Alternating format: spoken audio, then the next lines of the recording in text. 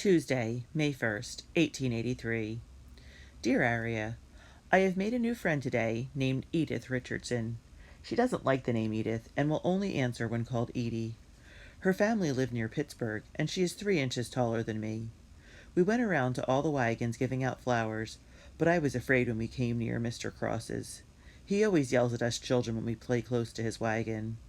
Dorothy says he is cross in name and cross in nature, but Edie did not agree. Even though he was right there, she said, "Are you home, Mr. Cross?" And he said, "Why, yes, Edie, come in." And he was smiling. He said hello to me and asked me what my name is. We visited a while, and when we left, he said we were both very polite and clever girls, and please stop by again. I will, too. Learned this verse from Edie. Zacchaeus he did climb a tree, his Lord to see. The tree broke down and he did fall, and he did not see his Lord at all. I think it as good as any in the Shaker Almanac, and I will show it to Teresa. Yours, Antoinetta. Wednesday, the 2nd. Dear Aria, Papa is worried about Mama and Tomas. Nana made Rosaria help with Tomas, which she did with much gowing. Mama is weak, but when she saw Rosaria, she tried to get up and would have, but Nana said no, and Rosaria stayed. Rosaria was not happy and slammed and banged things till Nana said that was enough of the slamming and banging. I have been working extra hard so that we will not need Rosaria's help again. Must end and help with supper. End. TAV. 6 o'clock. Papa told Shep about Tomas and Mama, and Shep said something to one of the Irish Brigade, because just before supper, the one named Liam came by with a jar of liquid. He said it was a mixture of milk, pepper, and whiskey, and that it should be warmed and sipped all day long to break the fever. Papa thanked him, and after Liam left, Papa, Nana, and I sniffed the liquid, which smelled strange, but not as awful as Nana said. Papa sipped it cold and called it unusual, but he said he'd had real medicine that tasted much worse. I do not know if Mama had any, but the jar is half empty now. End. TAV. Wednesday, May 2nd, 1883. Dear Aria, I did lessons with Teresa. The only word I misspelled was sitillant, or sitillant, or sictillant, but I do not care how it is spelled, since I do not intend to ever use it. After lunch, we played Snap the Whip, and I was on the end and was snapped off against a wheel. It hurt a lot and I cried, but not for long.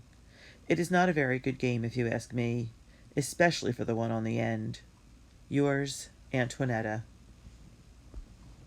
Thursday the 3rd. Dear Aria, Mama and Tomas still sick, but Rosaria did not have to help us, and I think Mama was glad for the quiet. I made breakfast and lunch, and Nana did not fuss at all about how I did it. J.W. brought news and helped me get water. All the children are to attend a meeting with the trainmaster, and Netta asked if we should bring a pipe like Papa. End. TAV. After supper, we met Mr. Joe Beaulieu, the trainmaster, and his crew, and he wasn't nice at all. Mr. Beaulieu got up to talk, and this is what I remember he said. "Listen up, okay? I don't want to say this twice. When we leave here, I'm the boss. No one else. What I say goes and no backtalk. If any of my men here tells you to do anything, just do it fast and keep your mouth shut. We hain't got time to negotiate, okay?" Then he gave us a long list of don'ts. Don't play on or near the wagons when they're moving, because you might fall under a wheel. Don't wander out of sight of the wagons, because that's how most kids get lost. Don't go near any rattlesnakes, coyotes, and wolves, no matter how tame they look. And so on. He scared us pretty thoroughly, which is what he wanted to do, according to J.W., and I do not think he will have much trouble with us. While Mr. Beaulieu talked on, his men, 7 of them, stood behind him looking annoyed and spitting juice. Someone said they looked like rough-grained critters, and I have to agree. I do not think water and soap have touched any of them in months, judging by the smell that drifted our way when the wind changed directions. After the meeting, Ernesto practiced spitting till Nana saw him, so he took his mule, which he has named after the famous Indian hunter, General O'Brien, and went off to practice spitting in private.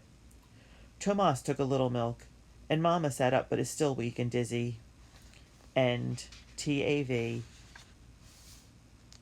Friday the 4th. Dear Aria, chores, lessons, more chores.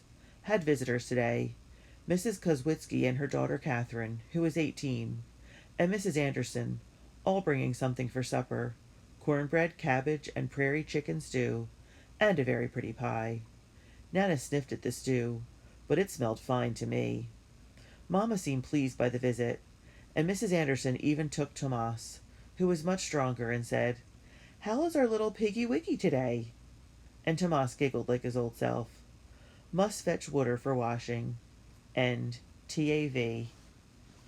Sunday, May 6th, 1883. Dear Aria, Teresa has been awfully crabby, and she is not the sick one.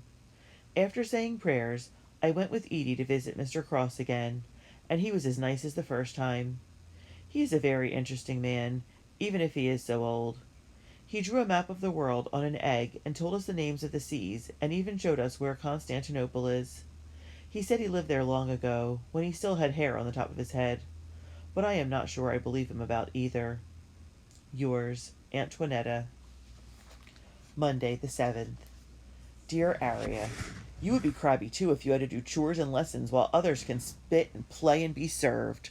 I will not mention names, since it is probably not ladylike. But when I said something, Nana said, "Boys must be boys while they can, because soon they will do the work of a man." I think he could be a boy all he wants and still carry a bucket of water. Papa has gone with some of the other men to get supplies. We are supposed to pack up our wagon as if we were leaving, so Mr. Beaulieu could inspect it tomorrow morning. I do not like the idea of him looking into our wagon, but we don't have much choice, I guess. End. TAV. Tuesday the 8th. Dear Aria, early this morning we finished packing our wagon till every inch had something in it, and something on top of something till it reached to the canvas top. We are waiting for Mr. Beaulieu to get to our wagon. End. TAV. 7 o'clock in the evening. Mamma was so mad. Mr. Beaulieu came by and looked at our wagon, all the time shaking his head and making a funny grumbly sound in his throat. Then he said, "Too much.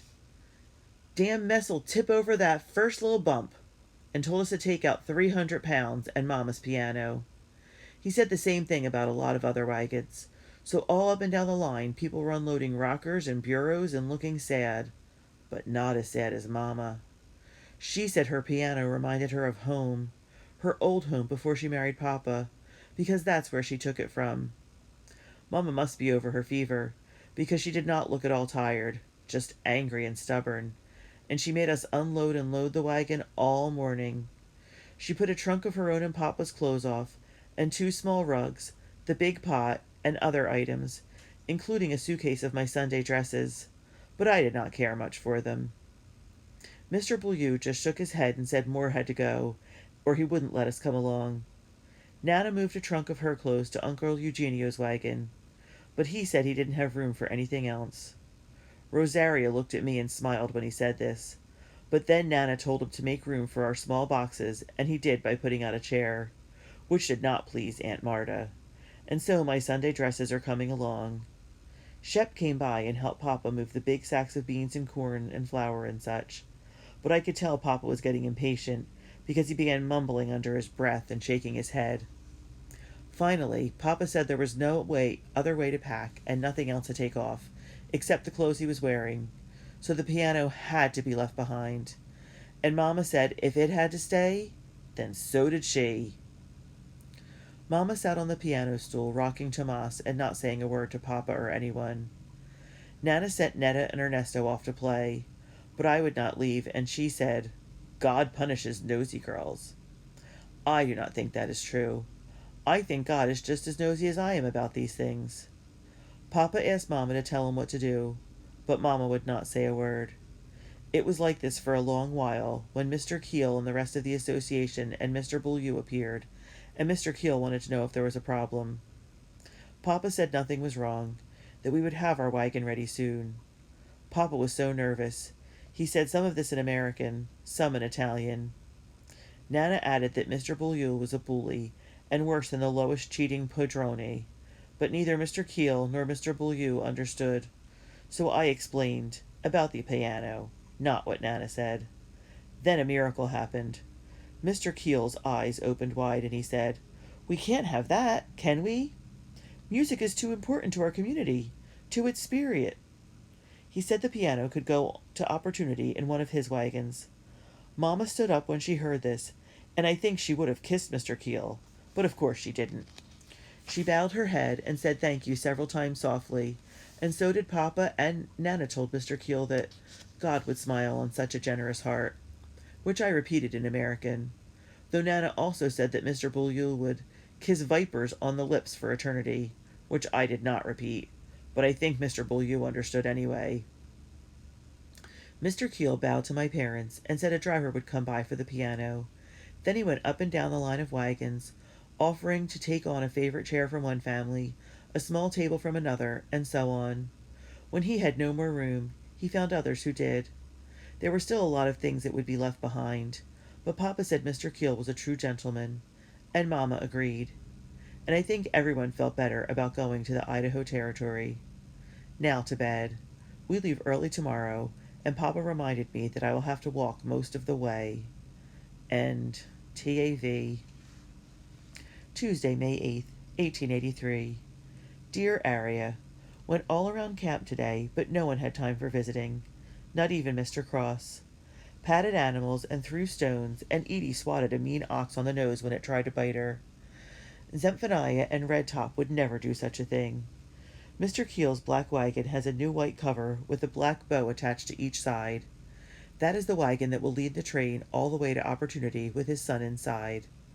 I said it looked scary, and that I wouldn't want to be in it dead or alive, but Edie said I was silly, and made me climb up inside. Just to see, we lay down in the bed with our arms crossed over our chests and our eyes closed. Edie started to laugh, and so did I, and then Edie wondered what Mr. and Mrs. Keel would say if they found us there, so we got out. The wagon Edie is in will be 20 wagons in front of ours. Edie said she would walk a little slow, and I should walk a little fast, and we would meet in the middle and walk together. I think this is a good plan. Sincerely, Antoinetta. Wednesday the 9th. Dear Aria, we are waiting for the train to move, so I will write while I can. Mr. Keel gave the most impressive speech I have ever heard, and I have heard Father Ignatio from Italy preach on Easter morning. Mr. Keel said at that long last the day to leave for the Idaho Terry and our future homes was upon us. He started off slow, but soon his words were coming faster and faster, and every part of the trip sounded dramatic. After a while, he asked us all to pray to our own God for safety and clear skies during the trip.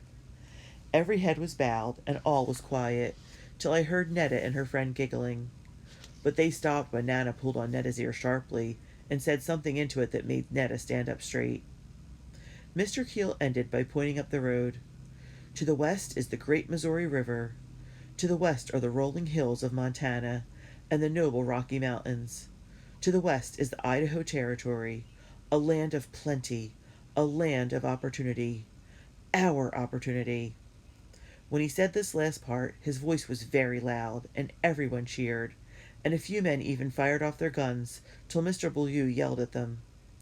I have to admit that I felt excited too. We are all eager and happy to be leaving, which is not at all what it felt like to leave Wooster Street. Later. I am tired, and dusty inside and out, and I only walked 7 miles. Papa said that Shep said that Mr. Wilson Anderson said that Mr. Beaulieu said we would have to do twice at a day and more soon, but I do not think it possible. He also said we are lucky there is a real road to travel on during the first days, though I don't think this would pass as a real road back home. The one time I complained about walking, Nana said, "The lazy goat is soon eaten by the wolf." But that isn't fair, since she rode in the wagon all day with Tomas. I would ask if I could have a mule like Ernesto, but Mama would never allow it. And TAV. Dear Francesca, Mama thought I looked sad after supper and said I should write my very best friend, and you know who that is. We were up before the sun and moving west before 7 o'clock. The only thing interesting about our wagon train is that the lead wagon is painted black and is carrying a dead boy. The first big bump our wagon hit, Tomas woke and started to complain, but I could hardly hear him over the banging and crashing of pots, the snorts and snuffles of the animals and men, the dry squeaks of the wagons and such. We were told that the journey would be slow and dusty, but no one said it would be noisy. J.W., that is John Wilson Anderson, rode up when we had been going a while, and got down to walk with me. He told me that the dead boy's coffin is lined with lead and filled with alcohol to keep the body from going bad, but he doesn't think it will work for long if the weather turns hot. Then J.W., and this is a secret not to be repeated, took my hand as if we held hands every day. I was so surprised, I almost pulled away, but I didn't. I felt my cheeks flush and wondered what Mama and Papa and Nana would say if they saw us. But J.W. was clever and kept his horse between us and the wagon. Mrs. Curran would say this was a spectacular beginning, and I would have to agree, aside from the dust and walking. Please tell everyone that I miss them and to write. Love from your Walking West friend, Teresa. Thursday, noon, the 10th. Dear Aria, many stops this morning for broken spokes, tires, animals, sore feet. Made only 4 miles so far. Mr. Beaulieu was angry about the slow pace, but Mr. Keel quieted him by promising that things would go better. That is what J.W. told me. We did not hold hands today. When Nana saw him, she handed Tomas out of the wagon to me and told me he needed fresh air. Ned had pestered J.W. with 100 questions, at least, and he even let her sit on his horse while he held the reins. I am sure Nana would have said something about a lady riding, but I think she wanted Netta there to watch me and J.W. End. TAV. Later. 8 miles covered today. Mr. Beaulieu went on about the slowness, and Nana said he was as hot as an iron on a stove. In Italian, of course. Papa laughed at this, and said Nana was sounding more and more like a real cowboy, which did not make her happy. Must get water, and then Mama is going to show me how to make stracciatella, though we are going to use eggs Mama found in a nest this afternoon, and not eggs from a hen.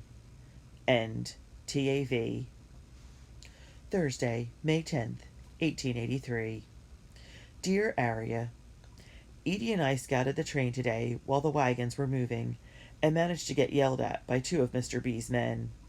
One told us we were playing too close to the wagons and to get away. The other said we were too far away from them and to get back. Had walking visits with the Irish Brigade, Mr. Cross, Mrs. Kozwitzky, and Dorothy's family, and I managed to count the children this time. There are 7 of them. Dorothy had to stay to help her mother. One of Mr. Hess's horses stepped in a hole and broke its leg. Mr. B shot it and made the other wagons go around while another horse was hitched to the wagon. Edie and I did not think it was right to leave the dead horse right there, so we said a prayer and put purple flowers on it. Edie does not think horses go to heaven, but I do. How would angels get around when they get tired of flapping their wings? Edie said angels are magical and never get tired, but if they are magical, why do they need wings to fly? Yours, Antoinetta. P.S. Teresa has just come back from getting water, and she is wearing that Mr. John Wilson smile. I was not wearing any sort of smile. I was carrying buckets of water without any help and trying not to splash my dress, and that is all I was thinking about. If you can't say anything better, then do not write anything at all. It is my diary, and that is my rule. End. TAV. It is Friday morning. Friday the 11th. Dear Aria, 14 miles today. J.W. visited at mile 6 and then again later. Whoever said this road is flat has not walked it. The road angles up for a mile after a mile, dips down a while, then rolls along like waves of water. Camp is very quiet tonight. No music and few wasted words. Mr. Beaulieu looks pleased and not a bit tired. Netta wants to write something, and I do not feel like arguing. End. TAV. Friday, May 11th, 1883. Dear Aria, the train moved so fast today that Edie and I had to stay close to the wagons. which was A.O., as some of Mr. B's men shout when something is okay. One of Mr. B's men shot a rattlesnake today and cooked it for his supper. Mamma said we must all go to sleep now, since tomorrow will be a very long day. I asked how one day could be longer than another, but Mamma did not want to hear this. Good night, Antoinetta. Saturday the 12th. Dear Aria, Aunt Marta hurt her ankle walking, and Mamma was the first to help her. It was not broken, which was a relief to everyone, especially to Nana, who told us about a neighbor woman in Trepetto who broke her leg and died a horrible death from poisoned blood. This was not something Aunt Marta wanted to hear, but it did serve to pass time while Mamma wrapped Aunt Marta's ankle in a cool wet cloth. We had pulled our wagon over to help, and pretty soon the train became a dusty smudge in the distance. Papa and Uncle Eugenio lifted Aunt Marta into their wagon, and Mamma stayed with her to make her comfortable. Aunt Marta seemed very happy to have Mamma there, which surprised me very much, and I said so. But Nana said, "This is not your business." But I think it is, a little. Aunt Marta kept telling Mamma that she was a saint, and that there would be a special place in heaven for her, that she didn't know how she could ever repay her, though she would stop every time the wagon hit a hole and yell at Uncle Eugenio for this bad driving. I wonder if this friendliness will last after her ankle is better. We followed the dust of the train for the rest of the day, which made my mouth gritty and dry. We were so far behind that we could not stop even a minute in the towns of Clark or Raymond, but hurried up the main street. Zephaniah and Redtop were snorting and tired, but we finally caught up with the rest after dark. Mr. Beaulieu said we had made 15 miles. So far we have traveled a total of 44 miles. The Shaker Almanac says a mile is 5,280 feet long. If every step I take is 2 feet long, that means I have taken 1,160 steps since we left Watertown. We are still 600 miles from Idaho Territory. End. TAV. Sunday the 13th. Dear Aria, road fairly flat and smooth for this road, so Aunt Marta did not complain as much about Uncle Eugenio's driving. At one stop I saw a sign near a little trail that cut across the road. Paradise Valley Ranch, Ilbert Miller III, proprietor. I went up the trail to the top of the rise to see the ranch. In a gully way off, I saw a tiny sod house that looked like a packing crate, and a shed surrounded by prairie grass and space and nothing much else. I would not say this was a ranch, or a valley, or paradise, but I did see a man cutting long furrows, so I guess I did see Imbert Miller III, proprietor. Came to water at mid-afternoon. Shep called it a creek, but it looked like a river to me. The water was rushing by so furiously. Mr. Keel suggested we stop for the day and go across in the morning, when men and animals were fresh. But Mr. Beaulieu said no, we had to cross before dark. Luckily, one of his men found a place down water where the creek widened out and was calmer and not very deep. A rider on each side guided the animals, and the water barely came to the hub, so the crossing was not hard at all, though it took most of the afternoon. 10 miles today, but Mr. Beaulieu seems happy anyway. End. TAV. Later, I was cooking supper in the kettle when dark clouds filled the sky and a hard wind started blowing. There was a great hurry to get the wagon tops and tents secured, the animals cared for, and the food cooked before the rain hit. When it did start to fall, it came down in sheets that pounded at the canvas tops and beat the grass flat. Everywhere people scurried for cover, dark shapes lit every so often by blinding flashes of lightning. After dinner, J.W. came over, and we, Netta and Ernesto included, watched the storm from under the wagon. We had to huddle together to stay warm and dry, and I still remember the warmth of being that close to J.W. On Wooster Street, I would have been inside and dry and warm, but I never would have seen such a wide-open storm, and never would have sat with J.W. I wondered if Imbert Miller III had a family, or whether he was sitting alone in his ranch. End. TAV. Monday the 14th. Dear Aria, rained all day, but made good time, except at water crossings, and stopped east of Redfield for the night. 16 miles. End. TAV. Tuesday the 15th. Dear Aria, Raining still, but not as hard. Began crossing the James River at 7. Mr. Hess grumbled at the price of $3 per wagon and 50 cents per team. After crossing, we left Redfield and immediately met at a stage that was headed for Watertown. The road is only wide enough for one wagon, so Mr. Bouillule and the stage driver got into an argument over who should move to the side of the road. The stage driver said he had U.S. mail and the legal right of way.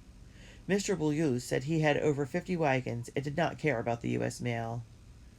Each man used colorful language to explain his position. Finally, Mr. Keel said we would pull to the side, which did not please Mr. Bouillule, but did end the fight. Made only 9 miles as a result. End. TAV. WEDNES. THU.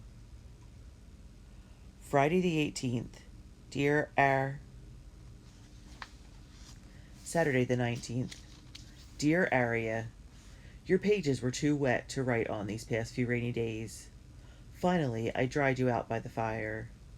Came to the town of Orient, a sad little place of 3 side buildings and people who do not smile.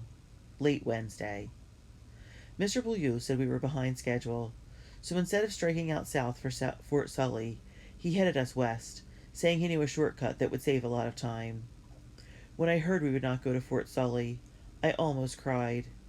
I was sure there were letters there for me, but what could I do? When many others complained, Mr. Bouillule sent one of his men to check for letters. Travel across the prairie has been steady. The land is like the road, sometimes flat, sometimes not, but it is softer for walking, and I suppose it is softer for the animals too. Several of the horse-drawn wagons have fallen behind, including Mr. Wilson Anderson's. Zephaniah and Redtop hardly changed their pace, and once yesterday, on a flat section, I saw that Papa had fallen asleep, but neither animal took notice. Whenever a wagon gets stuck in a soggy patch of prairie, men, including Mr. Keel, surround it and push it clear. So far, we have not had to get pushed out of the mud once. Stop this side of the Okeechobee Creek for the night.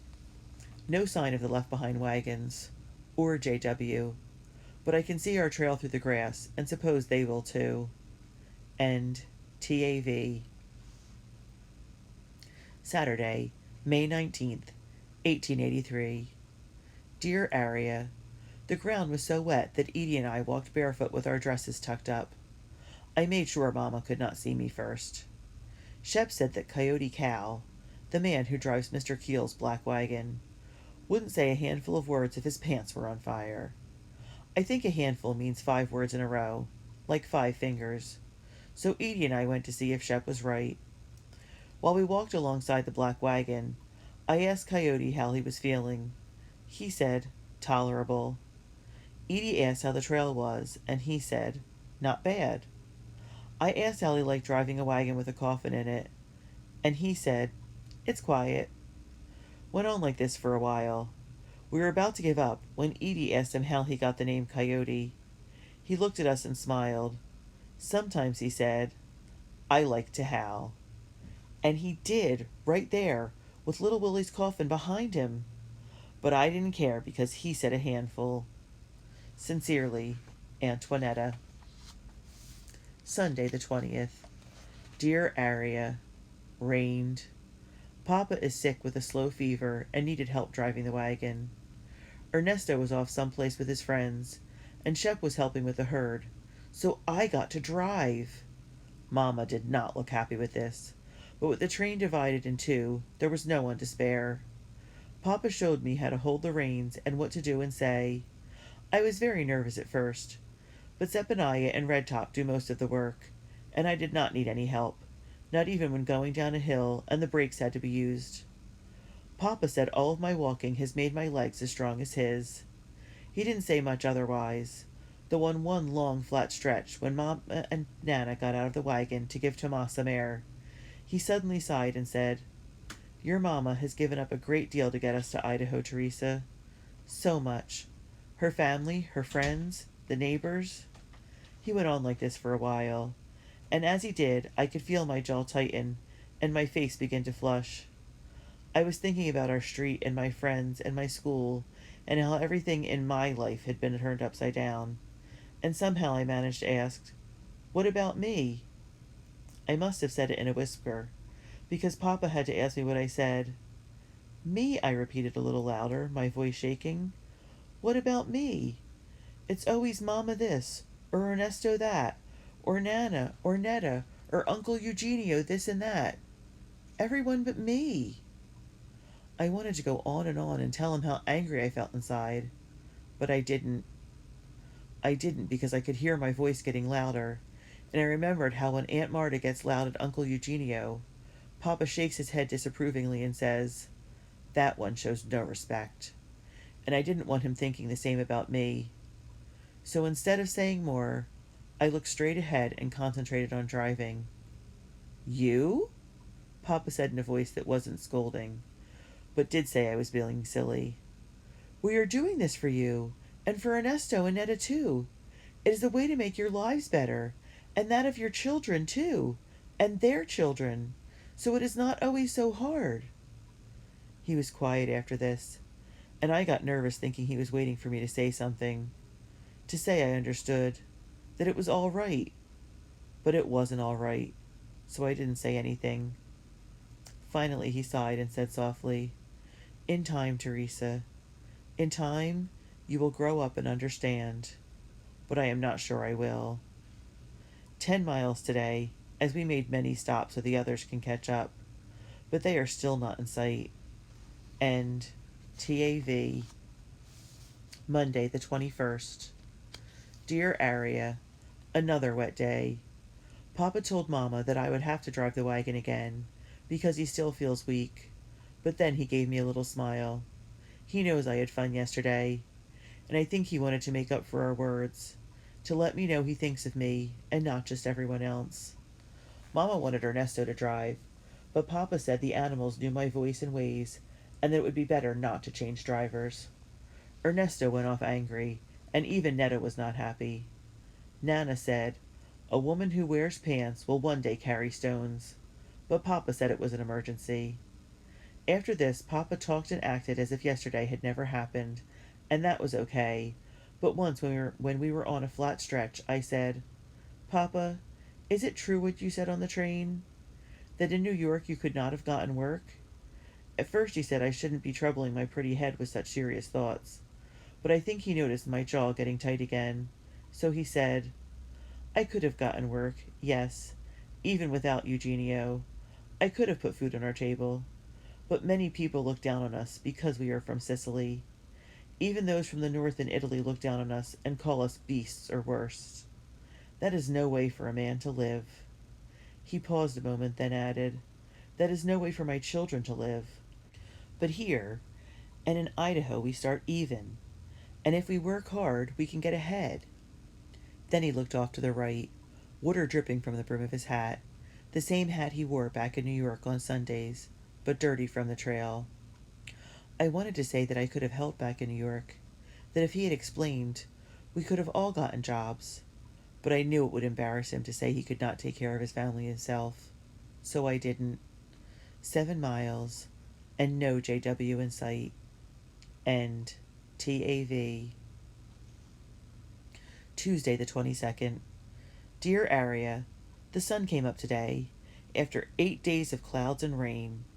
Saw smiles on everyone, even Mr. Beaulieu. Felt good to be walking again, too. The land is flat and empty. Not a house or tree or anything much in sight all around. Halted after just 8 miles when we saw other wagons. Their animals look all out, and Mr. Beaulieu mumbled that we would have to stay here a day to let them rest. I do not think anyone, except Mr. Beaulieu and maybe his men, cares if we lose a day. Had a long visit with JW. End. TAV.